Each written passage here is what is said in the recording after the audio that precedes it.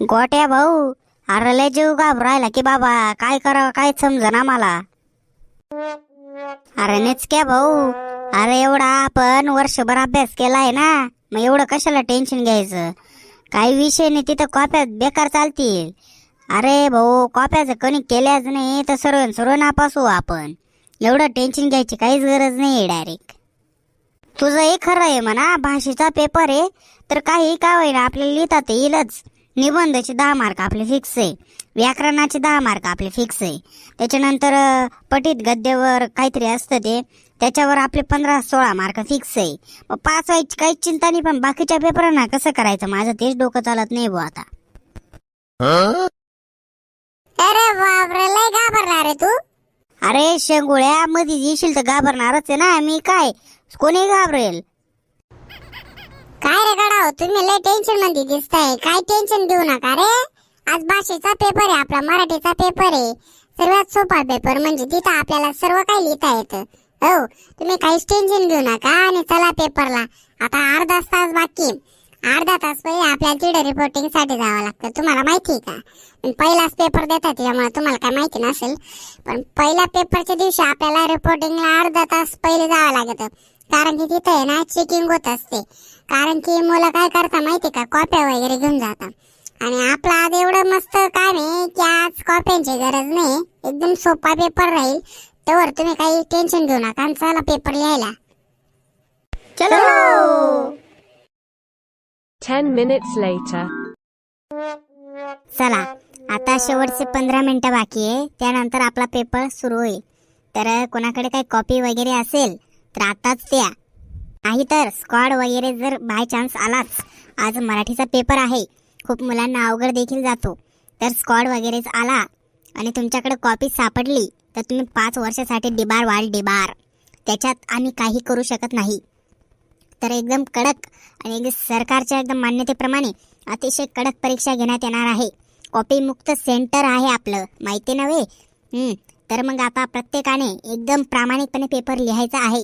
तर आम्ही आता पेपर वाटते, 1च मिनिटात बेल होईल. सोनू, काय करायचं बुवा आता? एकदम वांदे झाले आपले. बरं आहे आपण जवळ आहे सीट नंबर आपला. जवळ आहे म्हणजे मग काय झालं, मलाच कुठे येतो मराठीचा पेपर लिहिता.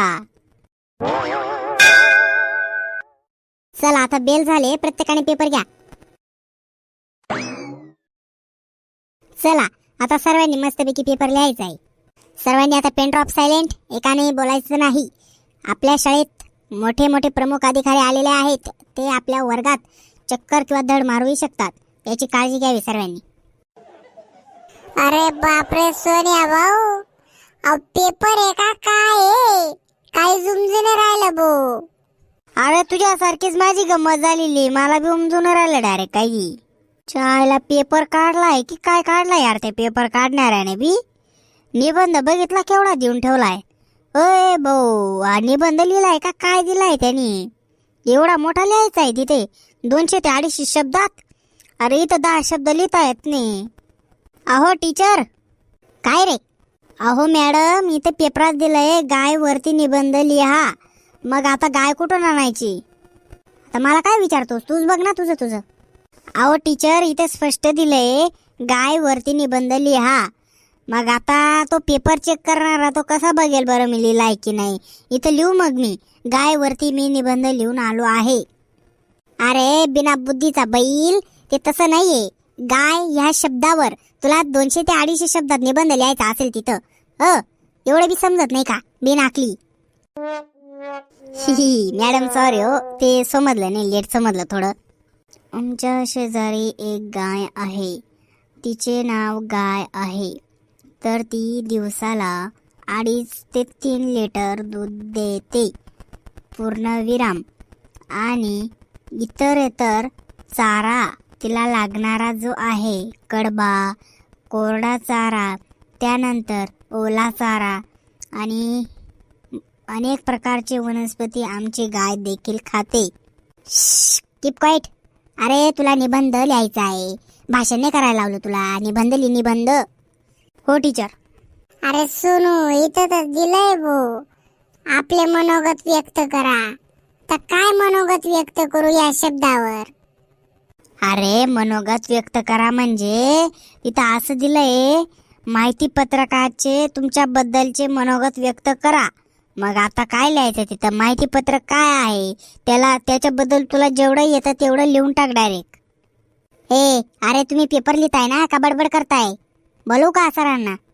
नाही हो टीचर.